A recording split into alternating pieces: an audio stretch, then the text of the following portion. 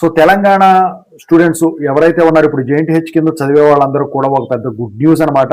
ఇంతగా good news ఏంటో చెప్తాను. ముందుగా ఇంతవరకు ఛానల్ సబ్స్క్రైబ్ చేసుకున్నారంటే సబ్స్క్రైబ్ చేసుకుని వీడియో లైక్ చేసి షేర్ చేయండి.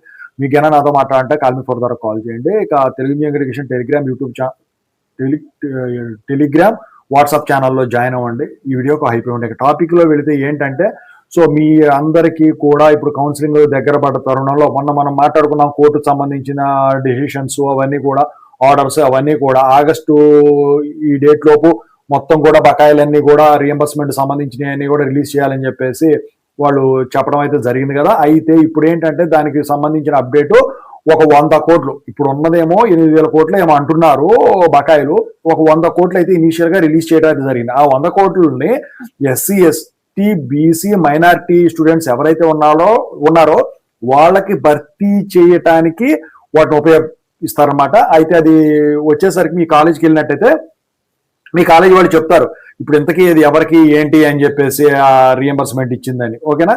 సో ఒక్కసారి అయితే మీ కాలేజీకి వెళ్ళి కనుక్కోండి. ఓకేనా? I wish all the best.